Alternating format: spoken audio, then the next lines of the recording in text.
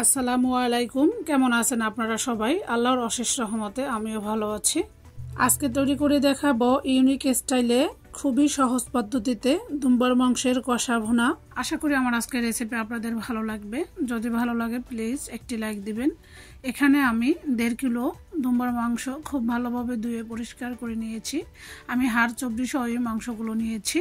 যেহেতু মাংসটা ভুনা করব, চর্বি সহ হলে মাংসটা বেশি জুসিনেস হয় ভুনার পরে। তো আমি প্রথমে দিয়ে দিচ্ছি 2টি বড় বড় টমেটো এবং কাঁচামরিচ। টমেটো আমার ডিপ ফ্রিজে সংরক্ষণ করা ছিল, এর ভিডিও আমার চ্যানেলে দেওয়া আছে, চাইলে দেখে নিতে পারেন। দিয়ে দিয়েছি স্বাদ মতো লবণ এবং এখানে দিয়ে দিয়েছি হোমমেড স্পেশাল গরম মশলার গুঁড়া। এই গরম মশলার রেসিপিটিও আমার চ্যানেলে দেওয়া আছে, চাইলে দেখে নিতে পারেন। আমি লিংক ডেসক্রিপশন বক্সে দিয়ে দিব।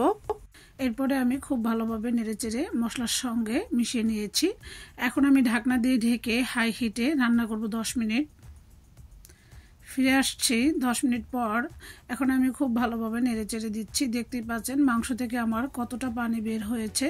এই পানির মধ্যে আমি পুরো রান্নাটা শেষ করব, এখানে আর কোনো পানি ব্যবহার করব না, যেহেতু আমি দুম্বার কষা মাংস রান্না করব। এরপরে আমি ঢাকনা দিয়ে ঢেকে মাংসটা 50 থেকে 60% সেদ্ধ হওয়া পর্যন্ত অপেক্ষা করব। এই তো ঢাকনা উঠিয়ে এখন আমি ভালোভাবে নেড়ে দিচ্ছি, দেখতেই পাচ্ছেন, এবং মাংসটা আমার 60% সেদ্ধ হয়ে গিয়েছে। আমি অফ ক্যামেরা চেক করে দেখেছি। এখন মাংসগুলো আমি নামিয়ে রেখে ঢাকনা দিয়ে ঢেকে আরেকটি ফ্রাই প্যানে এখানে পর্যাপ্ত পরিমাণে তেল দিয়ে দিয়েছি। এখানে যেহেতু মাংসটা আমি ভুনা করব, তাই তেলের পরিমাণটা একটু বেশি করে দিতে হবে। এখানে আমি নিয়েছি লবঙ্গ, এলাচ, দারচিনি, কালো এলাচ এবং গোলমরিচ। এরপরে দিয়ে দিয়েছি 2টি তেজপাতা। এখন আমি 1 মিনিট এগুলো তেলের মধ্যে ভেজে নিয়েছি।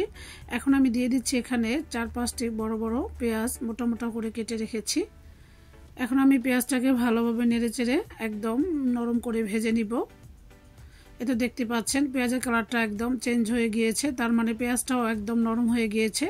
এখন এই পর্যায়ে আমি বাকি মশলাগুলো অ্যাড করব। দিয়ে দিব 3 টেবিল চামচ আদা রসুন বাটা, দিয়ে দিব 1 চা চামচ ধনিয়া গুঁড়া, 1 চা চামচ জিরার গুঁড়া।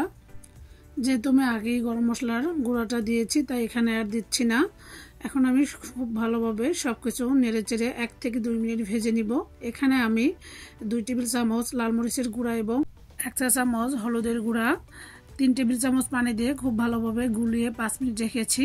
এভাবে হলুদ মরিচ আগে গুলিয়ে রেখে যে কোনো রান্নায় ব্যবহার করলে কালারটা খুবই ভালো আসে। এই তো দেখতে পাচ্ছেন সবটুকু আমি দিয়ে বাটিটাকে ধুয়ে আর একটু পানি দিয়ে দিয়েছি। এখন আমি সব কিছু খুব ভালোভাবে নেড়েচেড়ে কষিয়ে নিয়েছি। এই মশলাগুলো আমি 4 থেকে 5 মিনিট কষিয়ে নিয়েছি।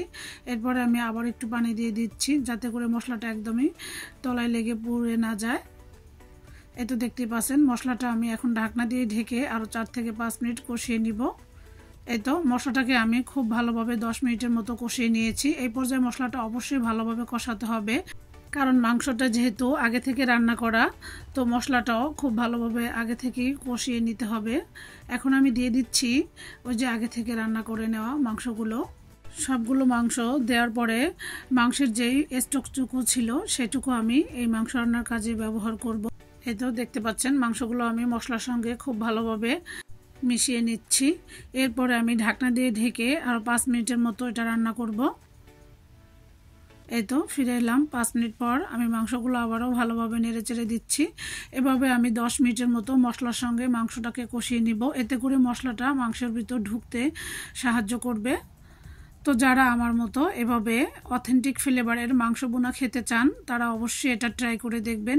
এভাবে মাংস ভুনা করে সাদা ভাত, খিচুড়ি, পোলাও, রুটি সব কিছুর সাথে খুবই মজা হয়। তো এবং মশলার ঘ্রাণটা খুবই আসে, এতে করে আমার কাছে অনেক বেশি ভালো লাগে। তো আপনাদের কাছে যদি ভালো লেগে থাকে অবশ্যই এভাবে একবার হলে ট্রাই করে দেখবেন। এখন আমি দিয়ে দিচ্ছি ওই যে আগে থেকে রান্না করে রাখা মাংসের স্টকটুকু। এই স্টকের মধ্যে আমি মাংসটাকে রান্না করে নিব। এর মধ্যে আমি আর কোনো রকমের পানি ব্যবহার করব না। এই মাংসটা আপনারা চাইলে একবারে ভাজা ভাজা করেও ভুনা করতে পারেন। তো আমি যেহেতু পরোটার সাথে খাবো, তাই আমি এটা একটু ঝোল ঝোল রাখবো।